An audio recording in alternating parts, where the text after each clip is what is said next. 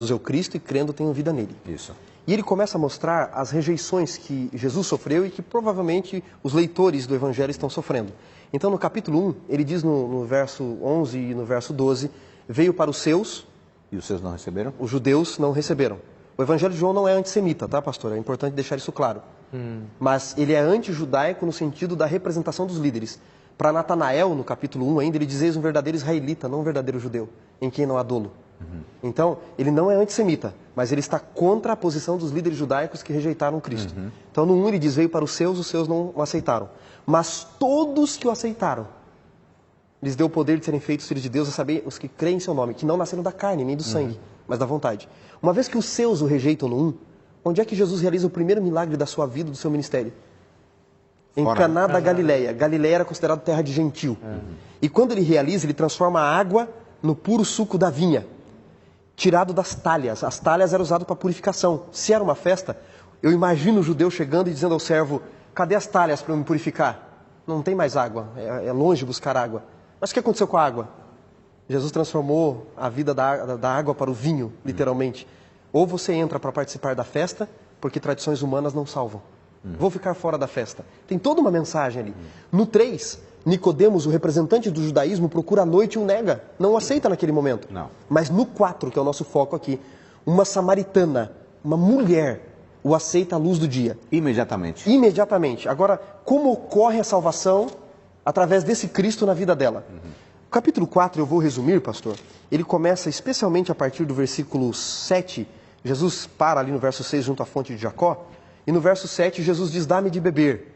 Depois ela diz, como sendo tu judeu, peço de beber a mim, que sou mulher samaritana. Ele diz, se você conhecesse quem eu sou, lhe pediria, lhe daria água da vida. Ela diz, me dá dessa água para que eu não precise mais ir buscar. Ele diz, chama teu marido. Ela diz, não tem. Ele diz, você teve 5, o 6º não é seu. Tem toda uma discussão. Mas 2 aspectos eu gostaria de ressaltar aqui nesse texto, que é importante para a minha e para a sua salvação, você que está nos assistindo. Primeiro aspecto, à medida que ela aceita a revelação progressiva de Cristo, de quem Jesus é, a salvação acontece. Por quê? Quando ela vê Jesus, Jesus é um estranho, parado junto ao poço. Quando ele abre a boca, ele deixa de ser um estranho e passa a ser um judeu odiado. Como sendo tu judeu, diz ela, pedes de beber a mim. Depois, quando ele oferece a água da vida, ela acha que Jesus é menor do que Jacó. Acaso é maior do que Jacó, nosso pai? Quando ele fala da vida dela, ele deixa de ser menor do que Jacó e passa a ser um profeta, um simples profeta. Não o profeta, mas um profeta. Depois ele passa a ser o Messias dos judeus, ela diz, depois eu sei que o Cristo há de vir. E no verso 42 ele passa a ser o Salvador do mundo inteiro. Perceberam? Ele é um estranho, um judeu odiado, menor do que Jacó, um profeta. Ele é o Messias dos judeus e termina o verso 42 com o povo declarando, ele é o Soter tu cosmum, uma expressão digna a César na época. César era recebido dessa forma nas cidades. Está dizendo que Jesus é o verdadeiro rei. Então, à medida que Jesus se revela, é progressivo, e ela aceita essa revelação, o que acontece?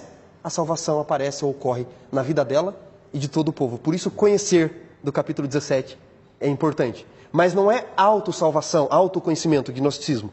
É salvação que vem do alto. Não há autoconhecimento, mas o conhecimento que vem do alto, que ele nos dá. Agora, é muito interessante notar que o apóstolo João coloca em contraste aqui 2 figuras, né? A figura de um homem, no capítulo 3, com um nome, e a figura de uma mulher, no capítulo 4, sem um nome, né? Exato. Quer dizer, um homem e uma mulher, alguém conhecido, alguém desconhecido, um homem que tem um status social, status religioso, uma mulher que não tem status social e muito menos religioso. Como é que João consegue jogar com esses exemplos, né, para alguém que demora a aceitá-lo, alguém que o aceita e já sai fazendo o trabalho missionário? Primeira missionária que a gente conhece. O que João está querendo dizer ao mostrar que uma pessoa estranha, aparentemente de um coração duro, aceita o Evangelho? O que João está querendo dizer com isso? Por que quem deveria aceitá-lo demora 3 anos e quem aparentemente seria duro, imediatamente aceita, atende o chamado da salvação? João resume na vida da samaritana que não é os que são nascidos da carne que são filhos de Deus. Não existe pedigree religioso. Talvez alguém esteja nos assistindo, pastor, e não tem família nenhuma que crê em Deus, que não crê em nada, é o único cristão da sua casa e pensa assim, eu não tenho um histórico religioso, como pode Deus me abençoar, me ajudar? Para Deus não conta pedigree religioso, não conta o nosso sangue que nascemos, mas o sangue de Cristo. Agora, João trabalha com arquétipos literários, que a gente chama, né? Imaginários presentes, o homem, a mulher, um bem exaltado na sociedade, outro não. E, na minha opinião, ele está trabalhando um contexto imaginário do Antigo Testamento muito presente na mente dos judeus e dos samaritanos, que liam o Pentateuco. Por quê, pastor? Note, esse é o segundo aspecto da riqueza desse texto. No Antigo Testamento, os principais e mais famosos casamentos aconteceram junto a um poço. Em Gênesis 24, Gênesis 29 e Êxodo 2, ocorreram o casamento de Isaac e Rebeca, Jacó e Raquel, Moisés e Zípora. E como é o arquétipo, a estrutura literária descrita? É assim, um homem sai da sua terra, portanto ele é um estranho naquela terra, ele para junto a um poço, ele tem sede, vê uma moça daquela terra, ele pede, dá-me de beber a mim e aos meus animais, ela aceita lhe dar a água, ele faz o pedido de casamento, ela vai até o seu povo, os seus familiares, eles vêm até ele e o pedido de casamento é aceito. Assim foi Isaac e Rebeca, embora Eliezer fosse buscar. Jacó e Raquel, Jacó e Raquel. As muitas letras fazem delirar. Jacó e Raquel, ele está fugindo de Esaú.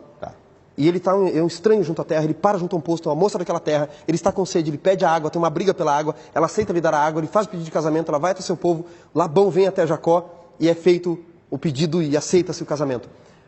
Moisés e Zípora, ele está fugindo de Faraó, ele é um estranho na terra, o arquétipo é o mesmo. Olhem como se descreve Jesus e a samaritana. Ele é um estranho na terra, ele não é samaritano, ele para junto ao poço, ele tem sede, dá-me de beber. Vem uma moça daquela terra, ela aceita lhe dar água porque o texto diz que ela deixou o pote. Ele faz o pedido de casamento para ela, ele pede ela em casamento. Ela vai até seu povo vem até ele pede em casamento e o casamento se realiza. No versículo, pastor, no versículo 9, quando a mulher diz assim, como sendo tu judeu, pedes de beber a mim, a expressão grega aqui é paraimu. Só que paraimu rege o caso genitivo, que traz uma ideia de lugar, de saída. Então, a melhor tradução é, como sendo tu judeu, paraimu, pedes de beber junto de mim, comigo. Ela achou que Jesus pediu ela em casamento. Por quê? Porque casamento acontecia junto ao poço. E por que Jesus é ambíguo na sua frase? É óbvio que Jesus não quer realizar o casamento como a gente conhece. Porque casamento na Bíblia é salvação. É um dia que para os noivos é o Yom Kippur. É o dia da expiação. Tanto que em Mateus 25 tem lá o casamento das virgens, tem as bodas do Cordeiro, a noiva em Apocalipse 19 que se preparou, em Apocalipse 21. Casamento é símbolo de salvação.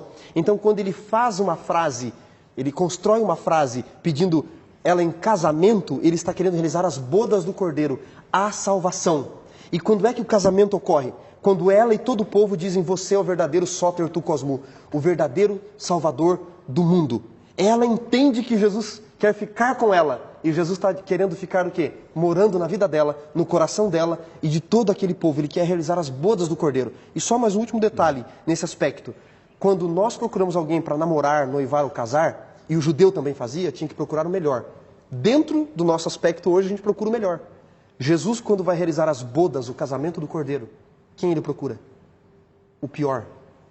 O pior povo, porque para o judeu, o samaritano era o pior do que o animal. E dentro do pior povo, a pior mulher que nem as mulheres samaritanas queriam tirar a água do poço com ela. Sabe o que João está querendo nos dizer? Se a salvação é através desse Messias, a salvação é para gente como eu e você. A salvação é para os piores. Se ele pôde salvar a samaritana, se ele pôde levantar Pedro, ele pode salvar a gente também. Muito bem, muito interessante. Pastor Natal, e se a gente tivesse que dar um outro título a esse capítulo, hein? Uau! A mulher de Samaria. Não, esse título, com todo respeito, Mulher de Samaria, mas não está dizendo tudo que a riqueza do tema da salvação apresenta nesse capítulo, né? A gente poderia dar outro título que sintetizasse melhor, né? Como é que será que esta compreensão da salvação em João, pastor Natal e pastor Wanderson, como é que será que esta compreensão da salvação em João mudou, sustentou e norteou a comunidade de então? Que efeito pode ter produzido? E como que isso pode ser impactante hoje, leitores modernos? Se João é o último evangelho a ser escrito, ele talvez foi o que mais marcou, né? É quando a gente quer deixar um sabor gostoso na boca, meus filhos fazem isso. Eles falam, pai, eu quero comer aquele por último que é o mais gostoso. João é um evangelho poderoso, diferente dos outros três. E a maneira como ele termina, com certeza deve ter impactado muito. Ele se coloca como testemunha, ele coloca que ele viu, que ele sentiu. E ele termina, vamos ver o último versículo dele. Eu acho que é esse o sabor, o gosto que ele deixou por um bom tempo. lá no capítulo 21, versículo 24, o penúltimo, ele termina testificando, dizendo assim: este é o discípulo que dá testemunho a respeito destas coisas e que as escreveu. Ele deu testemunho, ele viu. E sabemos que o seu testemunho é verdadeiro. E ele faz um exagero aqui, né? Que Jesus fez muitas outras coisas que não caberia no mundo. Mas como a gente leu há pouco tempo atrás, no capítulo 20, 31, ele fala: esses foram escritos para vocês crerem. Então eu tenho certeza que mudou muito a comunidade da época. E tem um aspecto a mais, pastor, porque se é o último livro e o último evangelho, esse público, eles não tinham, com exceção de João, não tinham conhecido Jesus, os leitores não tinham tocado nem sido tocados fisicamente, e com exceção de João, não conheciam nenhum outro, talvez, que tivesse tocado em Jesus. E muitos já estavam questionando por doutrinas gnósticas que já estavam surgindo, se Jesus era Deus mesmo ou não, se ele aparecia em forma de espírito ou não. Quando João relata os 7 sinais para que creais, dos 7 sinais que são o milagre na boda de Caná, o capítulo 4, verso 46, a cura do filho do oficial do rei, capítulo 5, o paralítico junto ao tanque de Betesda. Aí você tem no capítulo 6, andar sobre o mar, multiplicação de pães e peixes. No 9, a cura do cego. E no 11, a ressurreição de Lázaro, 7 sinais. Desses 7, 4 são curas pessoais, que é o filho do oficial do rei, 4:46, doente em Cafarnaum, a cura do paralítico no capítulo 5, a do cego no 9 e a ressurreição de Lázaro. São curas, milagres, sinais pessoais. Em nenhum deles Jesus põe a mão. Em nenhum deles. O coxo junto ao paralítico, junto ao tanque de Betesda, aquele coxo, ele diz assim: levanta-te, toma teu leito. Ele nem ajuda. O cego, no capítulo 9, embora ele unte os olhos do cego, ele só passa a enxergar quando ele crê na palavra e vai até o tanque de Siloé, que significa enviado, não é? E o capítulo 11 diz que quando ele vai recitar Lázaro, ele tem que dizer Lázaro. Muitos teólogos dizem que ele tem que especificar Lázaro, para que o poder da palavra não ressuscite todos. Ou seja, João está dizendo o seguinte: se você nunca viu Jesus, nunca tocou nele, não tem problema. Esses milagres aqui não teve toque. Foi o poder da palavra. O poder da palavra é tão eficaz quanto o poder do seu toque. Você nunca tocou em Jesus? Nunca foi tocado fisicamente? Você tem a palavra. É isso que ele está dizendo para os leitores. E é por isso que a palavra, tê-la e compreendê-la é tão importante, né? Exato. Bom, esse evangelho é espetacular. E eu fico imaginando que o escritor, um jovem discípulo, teve tanto tempo para pensar no que viu e para selecionar especificamente o que escreveria, né? E o que temos como resultado é um evangelho tão rico e tão tocante. Muito obrigado, pastor Wanderson, pastor Natal, por nos ajudar a compreender a riqueza teológica do evangelho de João. E você, qual é o seu livro preferido? Leia o evangelho de João com os olhares que nós apresentamos aqui. Você será abençoado e você também, com a mulher samaritana, experimentará pessoalmente a salvação. Obrigado por sua companhia no programa Teólogos.